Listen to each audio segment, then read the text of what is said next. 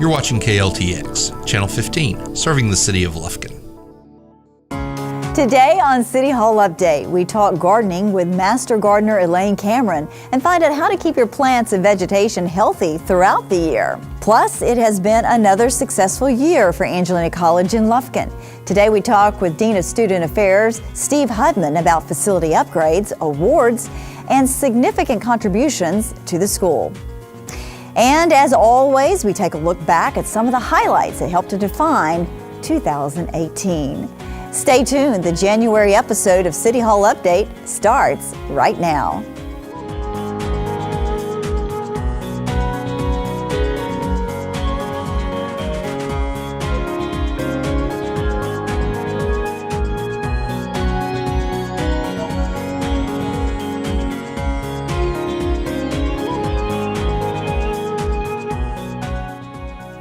Happy New Year. I'm Yana Ogletree and welcome to City Hall Update. As we are filming this episode, the Festival of Trees is in its final days, but if you hurry, you can still catch it. The last day for the Festival of Trees at the Museum of East Texas is January the 7th. Even though the weather is often unpredictable in deep East Texas, the hard winter freezes can wreak havoc on your plants. Whether you have them potted, out in the yard, or both, there are some year-round strategies that can help keep your plants healthy through the winter months. And to tell us more about how to get our plants to thrive throughout the year is Master Gardener and host of the brand new show, Forest Country Gardening, Miss Elaine Cameron.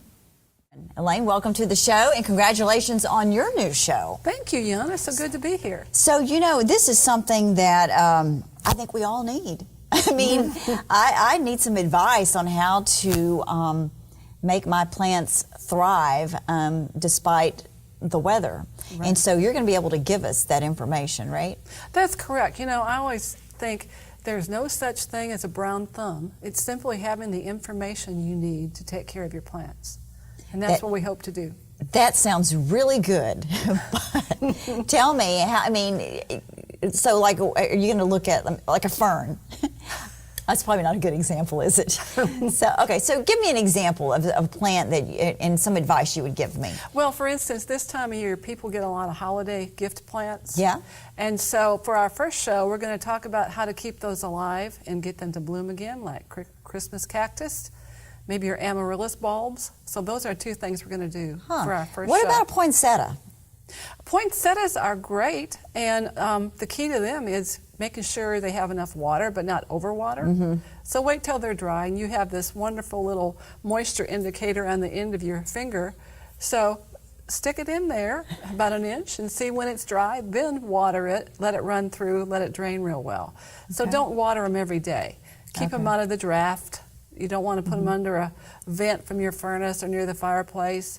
In bright light, but not direct sun. And they should stay pretty throughout the holidays. I always heard, though, that after the holidays you should put your poinsettias like in a dark spot. Is that not true? Well, it's true. Like if you want to hold it over the summer and you want it to bloom again next year, there is a process where in September you start putting it in the dark for 14 hours every day. Oh. But that's pretty tedious. Yeah. So I always think of poinsettias, keep them pretty through the season and then just consider them cut flowers.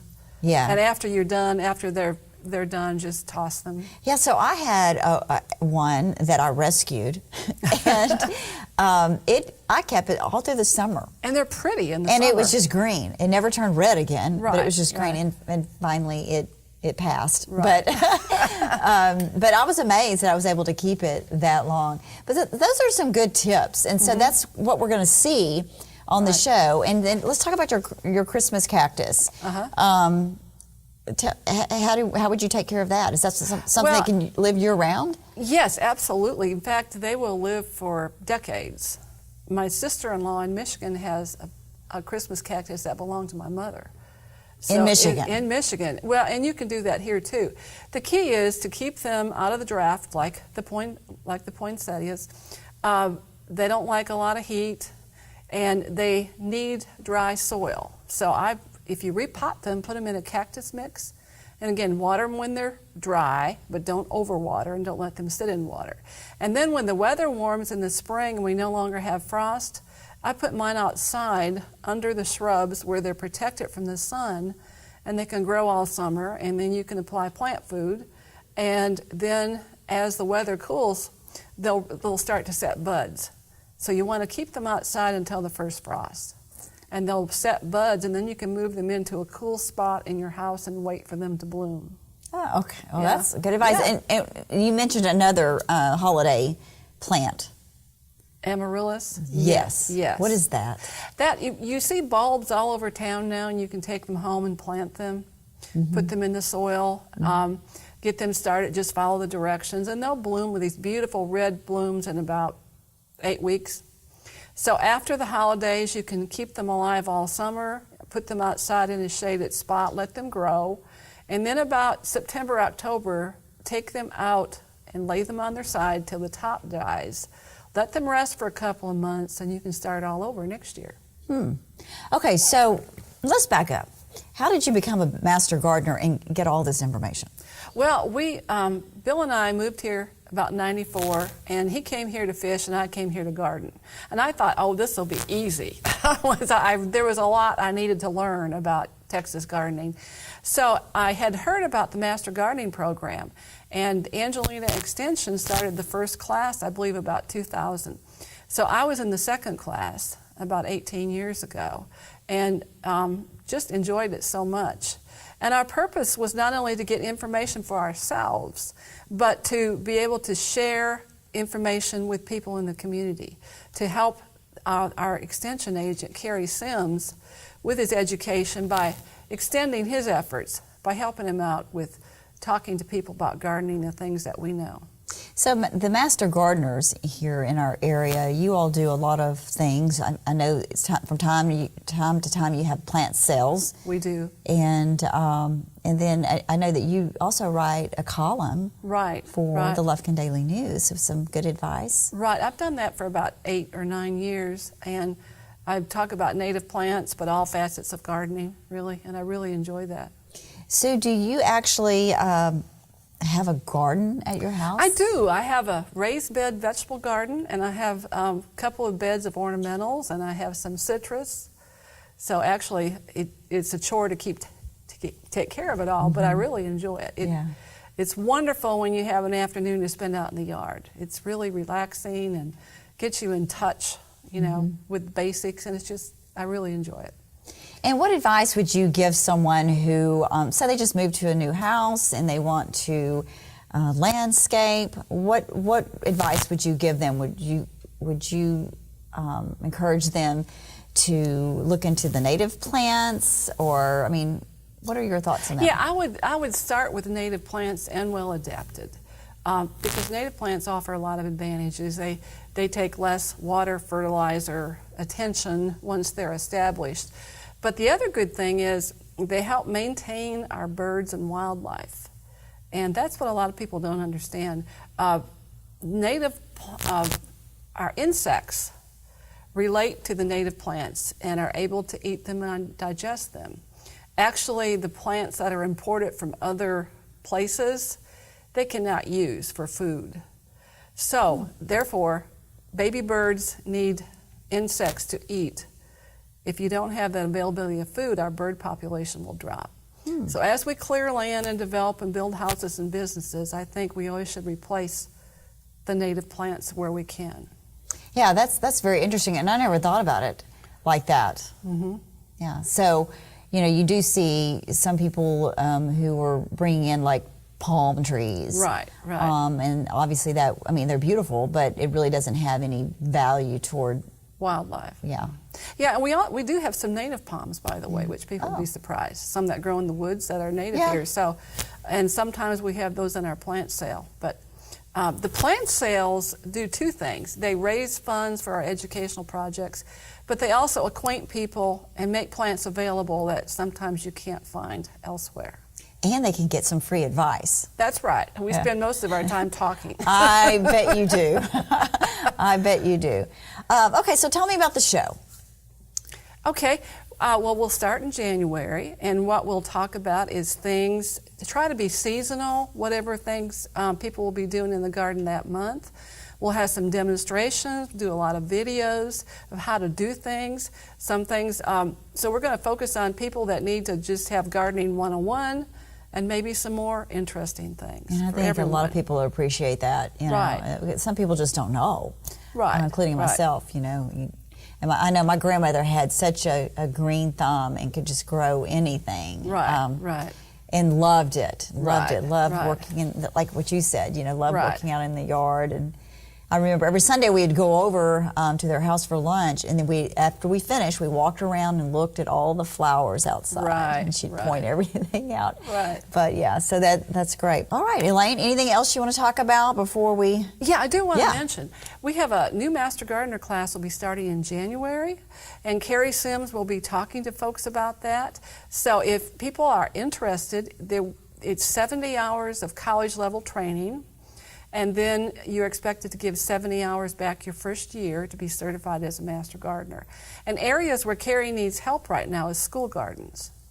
And it's a program that Texas A&M has. It's Learn, Eat, Grow to help kids reconnect with the natural world. You know, a lot of our kids are spending their times on screens. But it gets them outdoors. It also gets exercise. There's a lot to learn through gardening. So the programs are in a lot of our schools, and the Master Gardeners go in to assist the teachers and the children with the expertise they need to do to raise vegetables. And then what they're finding, when the kids raise the vegetables, they're a lot more interested in eating them. Yeah. So they get exercise, and it helps our childhood obesity. So he's really looking for folks this year that are interested in working with children. So if that interests people, just give him a call. And you can reach Carrie at 634-6414. Forest Country Gardening can be seen daily right here on this channel at 10:30 a.m. and 4 p.m. From gardening to cultivating young minds, Steve Hudman, Dean of Student Affairs, is with us to talk about the exciting things going on at Angelina College. I'd like to welcome the Dean of Student Affairs at Angelina College, Mr. Steve Hudman, to the show. Thank you for joining us again on City Hall Update. There's always some great things going on out at Angelina College, and starting the new year off, we're seeing facility upgrades, some major contributions. Yeah. Tell me what's going on at the school. Oh, I'll tell you, it's anything and everything you can even think of, especially you mentioned facility renovations. We renovated the lower floor of the science and math building. That is complete. Now we have just completed the remodel of a campus store, relocation and remodel of our campus store. It's going to include a coffee shop. Students will go there, buy their books, give them a little bit more of an updated version, more of a Starbucks, Barnes & Noble type feel for a campus store to serve our students. Beginning of renovations very, very shortly, this month exactly, on what we call a one-stop shop student services center, where a student can go to one location on campus and have anything taken care of, from applying for Angelina College, registering for classes, paying a bill, getting advising from faculty members, student success coaches. We're going to create a central locations to where students don't have to just wander around campus and kind of, hey, where am I going to go to get these services? We'll provide it in one single location to hopefully make the process more efficient for them, eliminate lines, those types of things. Boy, I'll tell you that one of the biggest ones, a donation from Lufkin Coca-Cola for the scoreboard in the Shands Arena on our basketball court. That was big.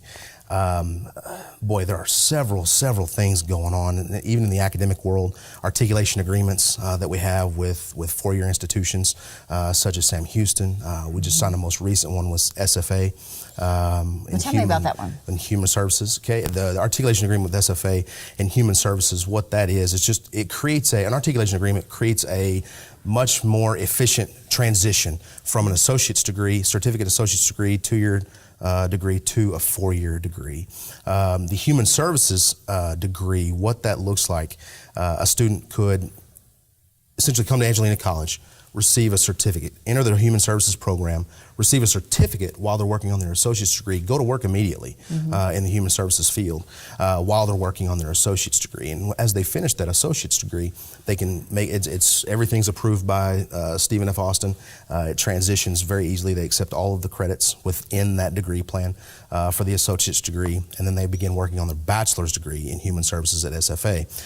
Jobs that you're going to look at for the human services degree include anything from advocacy, whether it be at-risk youth, sexual assault victims, community outreach, social work, those types of positions that are here locally. Locally, salary range for those positions are going to be anywhere from $23,000 to $33,000 a year. Both highly sought after, male and female job market. So it's a very lucrative degree plan, and we've partnered with SFA to make it much easier to transition into a bachelor's degree. So that's Patricia Wars, who is the director of the Human Services Program. She's worked very diligently with Dr. Stewart at SFA to make that articulation agreement work. If you definitely go to the website, search Human Services, find Patricia Wars, get a hold of her. She will do everything she can to get you into that. And there are definitely lots of 501c3 organizations in Angelina County and in the Deep East Texas area. So executive directorships, things of that nature would fall under that type of degree plan. Correctional facilities, counseling, those types of roles are all fit within that human services degree plan. Okay, you talked about earlier about getting around campus and having a one-stop shop, but you're also making it easier for people who want to ride bikes. Absolutely, absolutely. Very thankful, very blessed to partner with the Angelina County City's Health District. They were more than generous enough to donate a bike rack for us. That bike rack has now been installed and is being well utilized by both faculty and staff, just kind of in an effort to, hey, we all need to live a healthier lifestyle. I, for one, I like to eat good food, and I probably should be a lot more active than what I am, but this gives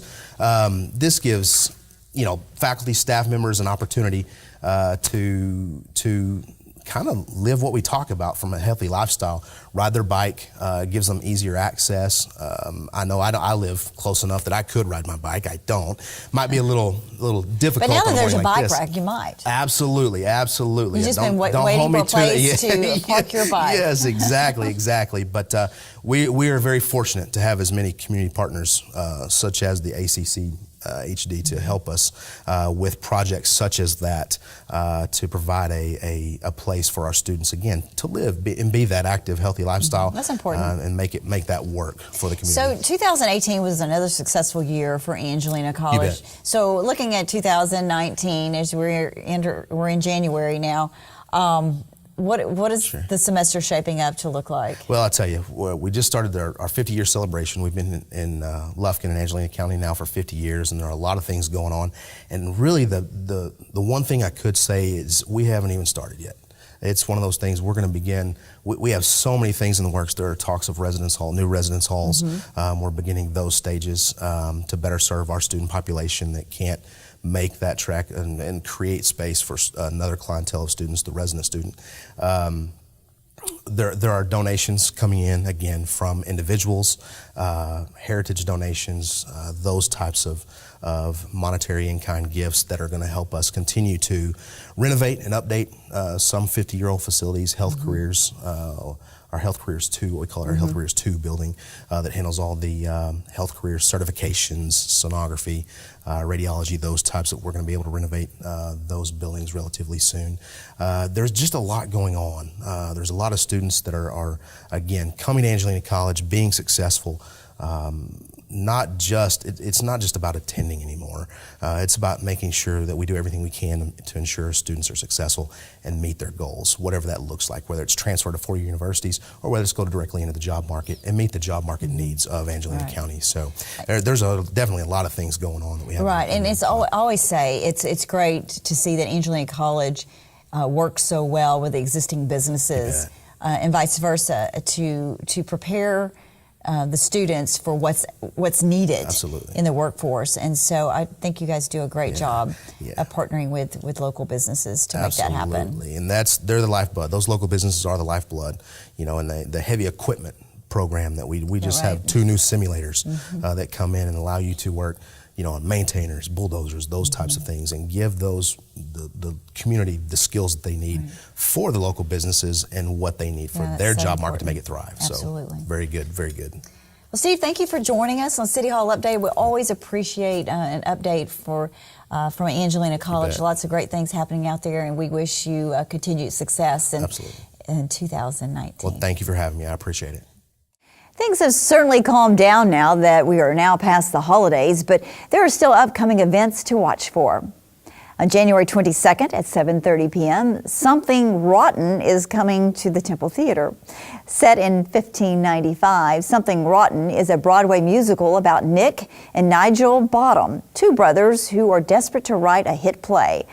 When a local soothsayer foretells that the future of the theater involves singing, dancing, and acting all at the same time, the Bottom brothers set out to write the world's very first musical, and comedy ensues. An actor is saying his lines, and then, out of nowhere, he just starts singing? Yes! With song and dance, and sweet romance, and with a musical we might have a chance. Who's on big applause with everyone cheering for us? And for some unexplainable reason, the crowd goes wild every time. And then you got yourself a musical.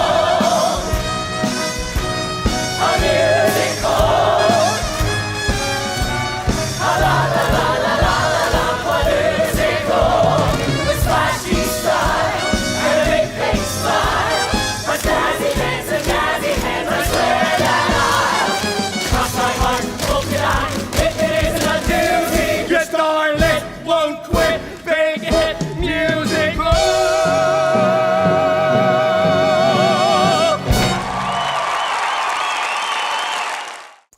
On January 29th at 7 p.m., Rock and Roll Hall of Famers, the Drifters, are coming to the Pines. The concert will celebrate 50 years of American classics from There Goes My Baby to Under the Boardwalk. Tap your feet along as the new voices of the Drifters take you on a trip back in time. To stay up to date and to find more events in and around Lufkin, remember to check out the events calendar at visitlufkin.com and lufkintexas.org. And finally, we're going to reflect a little bit on 2018. From local events to news, we're taking a look back at some of the highlights from the past year, starting with this. The Kurth Memorial Animal Shelter has completed new accommodations for its furry felines. Recently, the shelter opened its new cat room thanks to a PetSmart grant, which funded the project. Kurth Memorial Animal Services and Adoption Center Executive Director Aaron Ramsey joins us now to tell us more about this new addition. I'd like to welcome Aaron Ramsey. He is the Executive Director of the Kurth Memorial Animal Adoption and Services Center here for the City of Lufkin, and welcome to City Hall Update. You know, we have a show every month. Hopefully you've been watching it. It's Truths and Tales, and that's when we feature some of the animals that are available for adoption. So this is a little bit different setting. We feel like we need to have an animal or two here, but we're going to try to get through this interview without holding a dog or a cat. And but a lot of good things going on at the shelter in addition to adopting out all of these wonderful animals. Let's start first with the renovation of the cat room. Tell me about that. Sure. We received a grant from PetSmart Charities to update and remodel our cat room, which was in big need of updating. The shelter was built in 1997, so it's an older facility. And it's just been great for the community and the cats as well. One of our employees actually identified the need to improve it and make some changes, and she went out and took the initiative, did all the research, and it was kind of her project, and did an excellent job.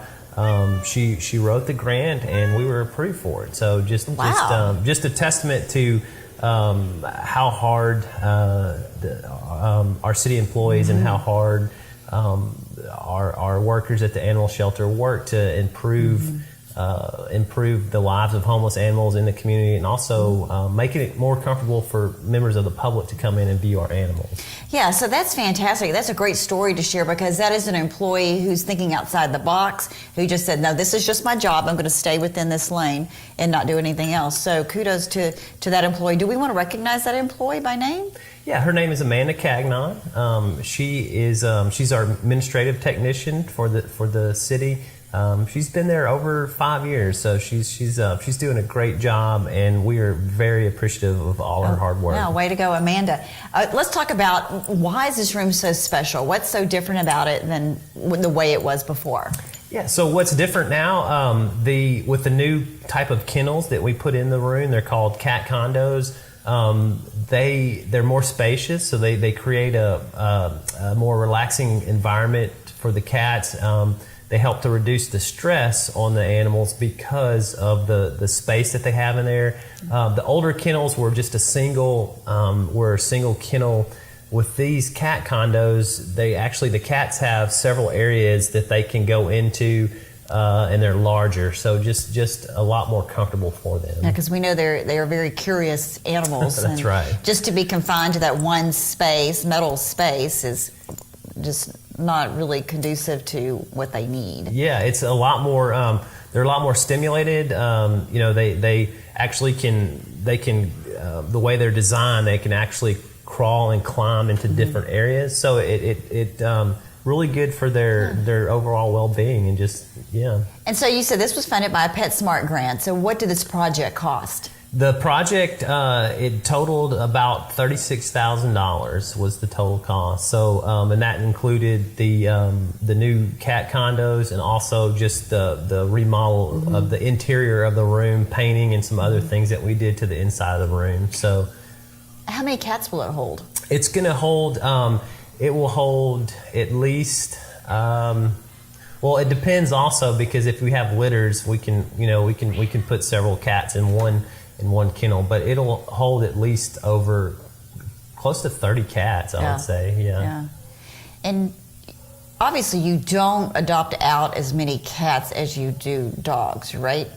Typically we see more dog adoptions than cats. That's kind of normal. Yeah. So your cats are staying a little while longer. They stay a little while longer, and we still take a large influx of cats in this area. So it's just good all the way around, because they are there for a longer amount of time sometimes. So just having more space is great for them. Talking about more renovations at the shelter, the meet and greet room looks fabulous. Well, thank you. It's been the last several months have been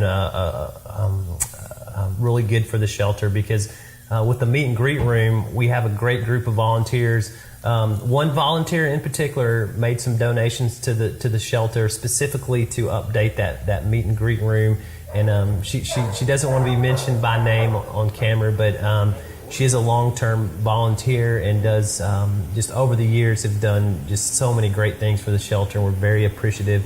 But she donated a complete remodel of that area. And it's beautiful. They put new flooring in, new paint, and just a redesign of the room with new wall art and different things, and just really made it up to date and a real comfortable area for people to come and meet their animals. And it actually, since it's brighter, it just feels bigger. It feels a lot bigger, yeah. It's amazing what she did to the room. It especially with the flooring, it makes it feel a lot, like you said, a lot larger.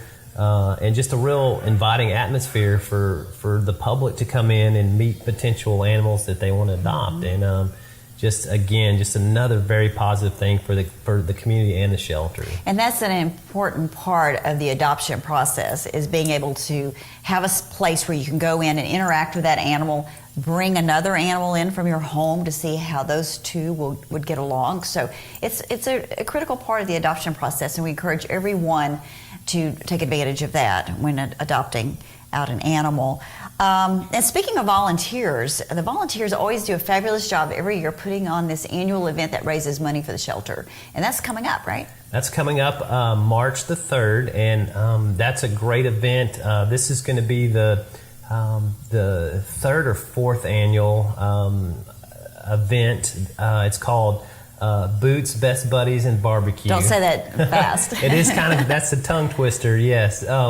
But it is put on by Miss Molly James, who is a just a great volunteer and big supporter of the animals in the community. But she puts a lot of hard work into it. But all the proceeds raised from that she donates that back to the shelter to help injured and sick animals that come into the shelter, to our vetting fund. So she really does a great job organizing. It gets many local businesses involved to take part. A lot of businesses donate different prizes. We do door prizes and things of that nature. So just kudos to her and all her dedication. It's really good for shelter staff to see other people in the community really take interest in wanting to help us and help the animals there. So absolutely. Yeah, you have a strong base of volunteers, so just a big shout out to those volunteers for the Kurth shelter. What you're doing is making a difference. Aaron, thank you for joining us on City Hall. I'll see you shortly on Truths and Tales, and we will see you then as well as we introduce you to some of the pets available for adoption this month. Thanks for joining us. If you're looking for a fun evening out, there are many opportunities for live entertainment in the City of Lufkin. From the largest touring spectacles to the single local artist performing at a venue downtown, Lufkin has you pretty well covered. One homegrown troupe is dedicated to bringing the fun of theater to everyone in Lufkin. Let's take a look at the Angelina Community Theater. We started several years ago, we being a group of like-minded individuals, some of us who were involved with theater through the school, some of us who had been involved in the community before when we had a playhouse then. We decided that we wanted to see community theater return to Lufkin. So we got busy and we applied for 501c3 tax-exempt status so that we could raise money. Unfortunately, we applied about the time that the government shut down, and what should have been a 3-month process turned into almost a year. So a year and some later, in 2015, we began our first season.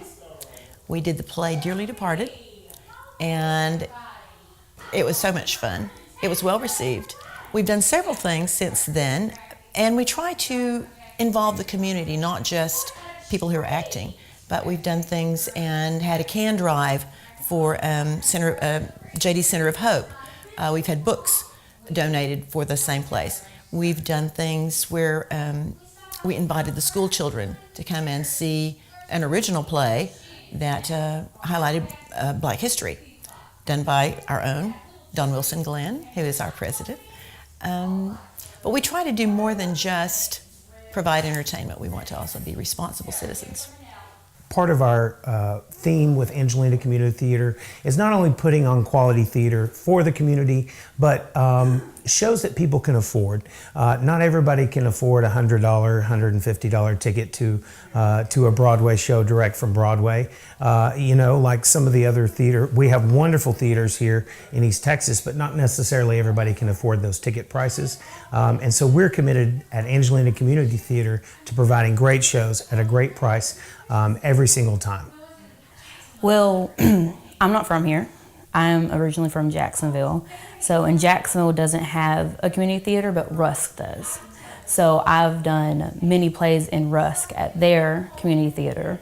And then when we moved here, I was like, oh, I want to get back because I loved it. I did it in high school, and I did it from the time I got out of high school till before I got married. Even when I was married, it was really hard trying to balance stay-at-home mom and this.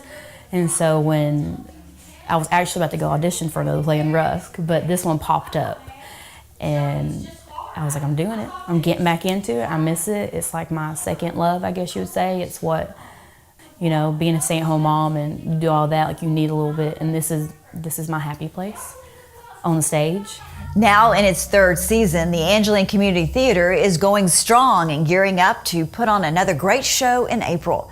But they do more than just shows. They also host other theater-related events for the community, from a kids' camp in the summer to an evening of one-act plays with local area schools. We have had a phenomenal season opener, season 3. It's exciting for Angelina Community Theater right now. We sold out all of our shows for our season opener, the greatest Christmas pageant ever, and we are so excited to bring Still Magnolias to Lufkin, Texas, and continue to have our kids camp this summer that's coming up. We're going to be doing Little Mermaid Junior, which is going to be exciting for all of the kids that are going to be attending this summer's camp. Kids at camp grew out of Camp Center Stage. We've had 28 to 30 children for 2 weeks in the summer, and they learn things about makeup and set design, and they actually go from auditioning to putting on a finished production in 2 weeks. We also did a thing with Piney Woods where we did the one-act play night, one-act plays. We got the local middle schools and high schools, which is something cool for the community, because I don't think the community really realizes that one-act play exists. So it was a good thing for them to be able to see that. Drama, everything, just bringing it, heighten it a little bit. Now, for more information on how you can keep up or just get involved with the theater, visit them on their Facebook page. Angelina Beautiful Clean has been working to make Lufkin a better place since 1984. Its mission to educate and empower East Texans to take responsibility for enhancing their community environment ranges from things as simple as litter pickup to beautification projects. Just recently, Angelina Beautiful Clean was awarded funds from the North Lufkin Community Small Grants Program. They partnered with Impact Lufkin to do a bit of landscaping to a well-traveled corner at Kurth and Sayers. We went down to the ribbon cutting hosted by the Chamber of Commerce to learn more.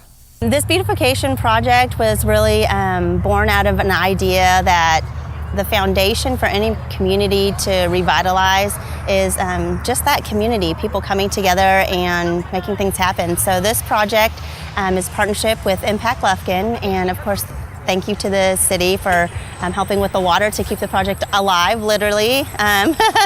In the front, we have native plants that help with the East Texas environment, and then in the back, we actually have mayhaw trees that'll help residents be able to have hands-on experience tending to the land and having a beautiful garden to walk through. And they can take fresh fruit home and really just have a place to call their own in their own community.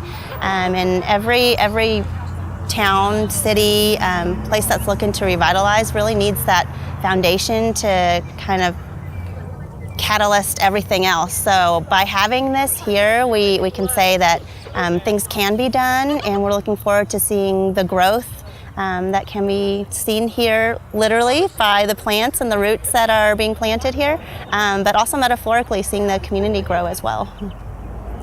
For more information or to get involved, just visit angelinabeautifulclean.org. 1, 2, 3. Perfect. The Ellen Trout Zoo just recently had some visitors from several other zoos, including Houston, Dallas, and San Diego, but it wasn't a social call.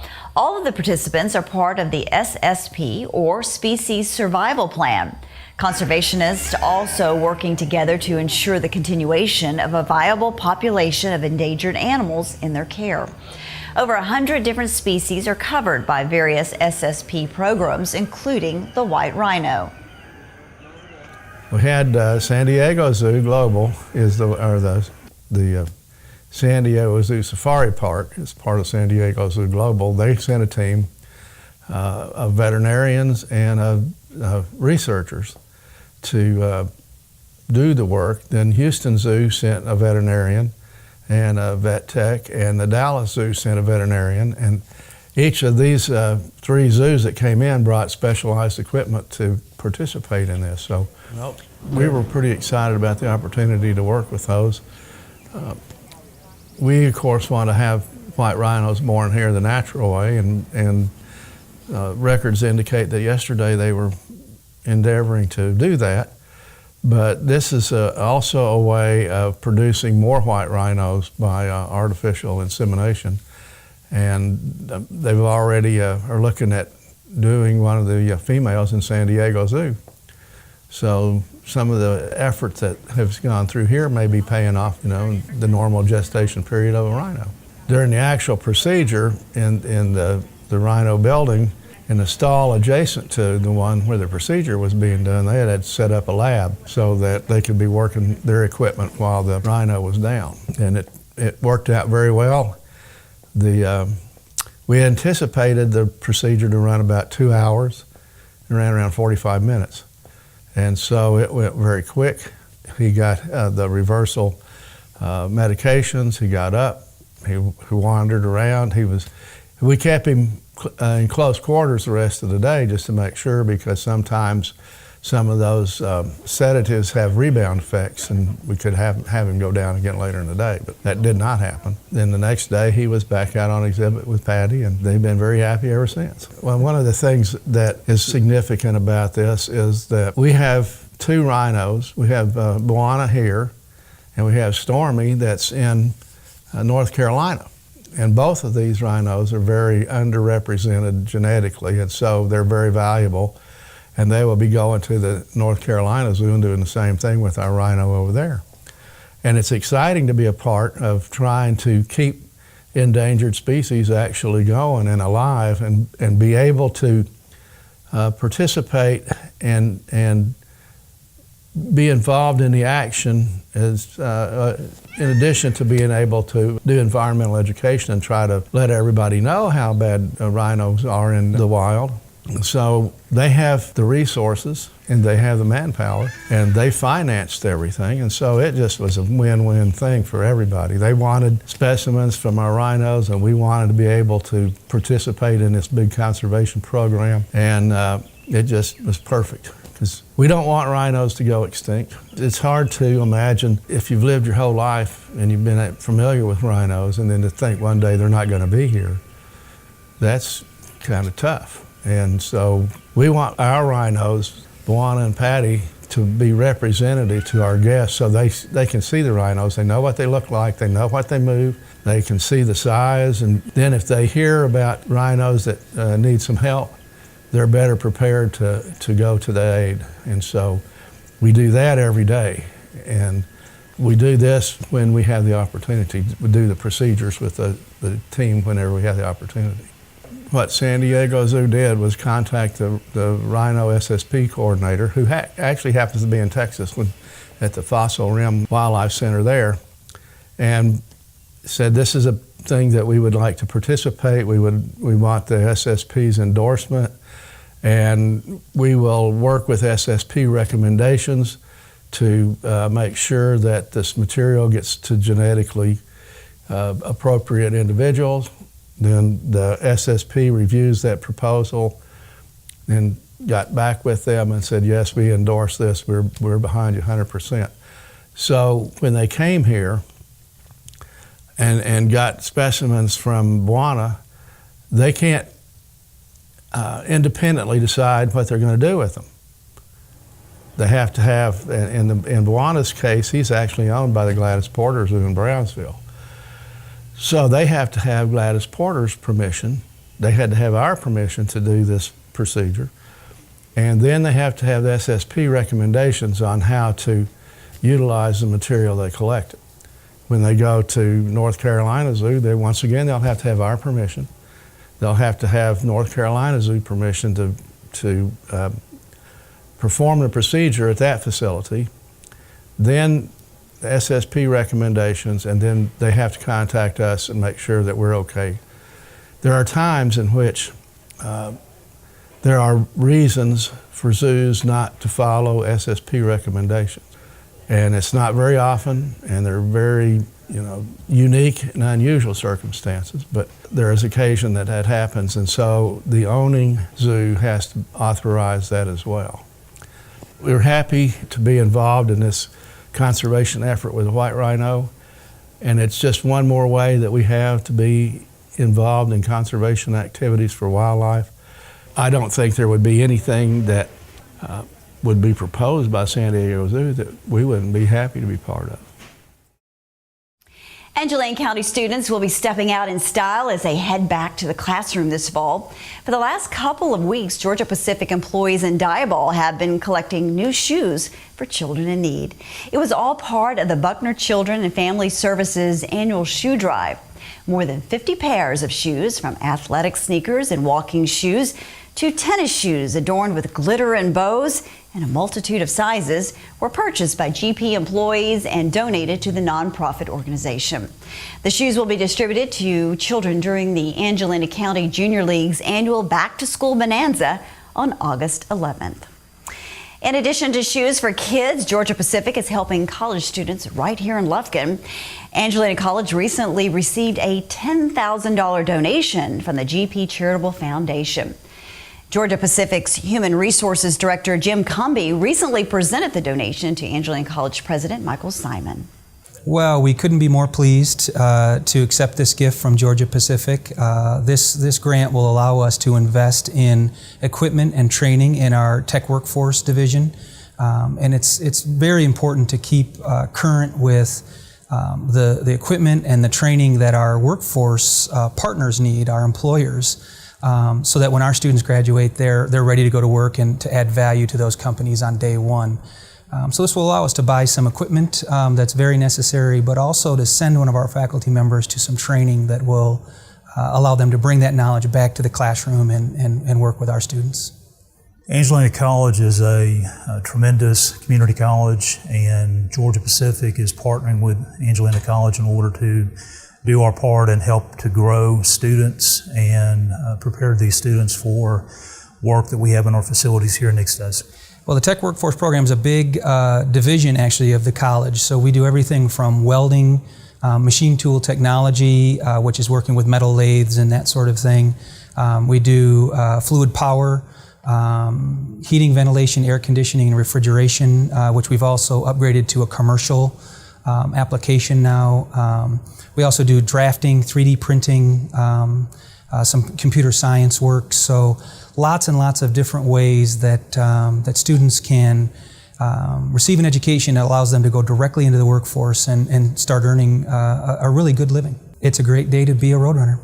The funds will be used to enhance Angelina College's workforce programs. Specific purchases include the following: safety fencing for the new industrial multi-axis articulated robotics system in the electromechanical technology program, 12 student workbenches for the expanded shop area in the diesel technology program, 5 document camera projectors for the use in the electromechanical technology and HVAC program classrooms, a vertical conveyor system components for use in constructing a material handling system to be wired and controlled by students in the electromechanical technology program.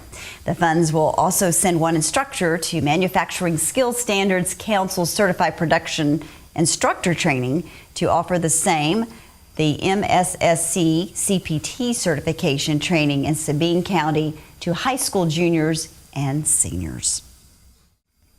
It's hard to believe that it has already been a half century since one of the most volatile years in recent history. Now, the year was 1968. Czechoslovakia was occupied by Soviet armed forces. North Korea captured the USS Pueblo and her crew. The Tet Offensive caught U.S. forces in Vietnam by surprise, which changed public opinion about the war and led to political strife in the primaries. Martin Luther King Jr. and Robert Kennedy were assassinated. Student protest and general unrest were worldwide. The Chicago Democratic Convention turned violent as protesters clashed with police. 2 U.S. Olympic athletes made a salute to the Black Panther movement during the Star-Spangled Banner to protest discrimination. And for the first time in history, men from Earth orbited the moon aboard the Apollo 8 spacecraft. And in Lufkin, Texas, Angelina College opened its doors, a project that was years in the making by the Angelina County Chamber of Commerce Angelina College held its first semester of classes in the fall of 1968. Now celebrating 50 years, Angelina College enrolls more than 5,000 students each semester on a sprawling campus with more than 20 buildings. That compares to its very first day of class when the college welcomed 650 students. In addition to academics, Angelina College has grown to include several athletic programs, a center for performing arts, and a diverse offering of workforce development programs. If you are interested in being one of the thousands of students who have benefited from Angelina College, you can begin the registration process for fall classes by visiting angelina.edu. After Lufkin Little League's national championship in the 2017 Little League World Series, sports fans were eager for the 2018 season. 6 members of the Thundering 13 became part of the junior league team, the Fierce 14. Game after game, Lufkin's All-Stars defeated team after team, securing their place in the Junior League World Series. They quickly proved that they were a force to be reckoned with victories over Chicago, Georgia, and California. In the end, the Fierce 14 proved to be victorious, taking home another national championship title. My mom, she put me in sports because I'm the only child at the house, so she wanted me to go find new friends, so I started playing all the sports and kind of fell in love with baseball. My dad, his dad, they all grew up playing baseball, so it was just kind of a family thing. They made me grow up playing baseball. Played it since I was 3, you know. I went to a ballpark. I guess this is what my dad told me, is I went to a ballpark and he wanted me to play baseball because he saw the little kids playing and he thought that it'd be cool for me to play. So I went and played t-ball. Turned out it was pretty good, so he let me play the next year. And I kept on playing out through league, and then I got to about the point where I am now. I saw my brother playing, and I just wanted to be like him. I mean, I started throwing the ball around, and a funny story about baseball is that when I started playing baseball, I used to throw everything in the house, and one time I threw a baseball, and it hit my mom. Started when I was 1, but I had like little baseballs and like a little bat, and he started letting me hit with it. I started liking it. I think I went to one of my dad's softball games and I wanted to play, so they put me in a little league to go play. When I was a young kid, we played baseball out in the open field and was not very good at it. Looking for something for my little boy to do when he was 3 or 4 years old. So that's what I started following him and helping him. I just loved the game and decided back in 1976 that I'd coach a team, and I've been doing it ever since. It's a pretty good feeling getting to play, in the World Series again and playing against those foreign teams for the World Series championship. It's just a great experience. Just to see how far we could go, see what we could accomplish, really. Oh, I'd just like to say, tell Raleigh, thank you for letting me come out and help, and how much I enjoyed it. I really, really enjoyed it, so it was a lot of fun. There were times in some games where, the average person would say, oh, that team is lost and the game's not over. We would be down by 3 or 4 runs in the very last inning, and we would make a great comeback. That's very meaningful to me. Just the fact that I could go back and do the same thing again and go back to the World Series and just be able to repeat what we did last year. I mean, it was great all around. We all came in here and worked our tails off, and we got after it. So that's why we were successful. It was gonna be my last year playing for the league, and I was trying to do my best to get in the World Series. Bud and I drove a van that it was a struggle. We drove it all the way to Albuquerque and back. That's the transportation that we were gifted, and we made it work. But it was a fun time. And that was quite an experience, getting on that van and going to New Mexico. Lord, it was hot, and it had a little leak when it rained, and I happened to be driving, and it was right dripping on me. But we survived it and had a good time. It was a little different, but it was fun. In state, my hitting was off, completely off. I went our first 4 games, I'd say 0 for 9, 0 for 10, and I was just trying to get in the cages more and just find the reason why I'm not hitting. And our last championship game, I went 3 for 3, so I guess something worked.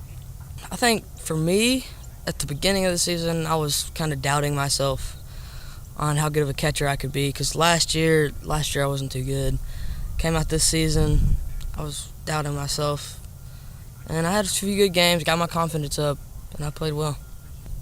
Well, I had to really become better. I had to become more athletic. I had to be able to make better plays. I had to be able to do everything more than I did last year, so I had to get better at the game. I think we were at practice, and we were doing 4 corners, and they threw a ball over my head, and I jumped, and then I landed, and I just tweaked it. I knew I was banged up for the state tournament. My neck, like all in here, was all tied up, so I had to work through that. Yeah, to try and fight for my position for like third base, and try and fight for it, and try to pitch strikes. I missed a lot of work, but my people at work were generous enough to give me this time, and they knew what it would mean to the community and to this team and to myself, so they allowed me to have that time away from work. I'm retired and I hadn't got nothing else to do, so I sit around the house looking for something when it comes baseball time, and I can get out and help them, and hopefully I am helpful. That's all I'm looking for, and I've really enjoyed it. My dad, when we were our head coach, he would come in and he'd tell us that we had contraband checks, and he'd go through all our drawers and eat all the snacks. You know, this is sharing time with the boys, sharing time with my son, sharing time with Coach Bud, and just seeing these boys grow from one point to the next and seeing what they were capable of doing. The way these guys played the game, the way they come out and worked every day, and seeing them be successful through hard work, it's real gratifying. I mean, it's something that I've watched most of these guys from the time they were pretty small. Most of them played on teams that I'd coached, and just seeing them be successful and continue working hard is the main thing. Besides being good baseball players, they're real good people, and that's the main thing. That's all for this edition of City Hall Update. Thank you for joining us, and we hope you will continue to watch for the latest news and information from Lufkin City Hall. Happy New Year. I'm Yana Ogletree. Have a great day.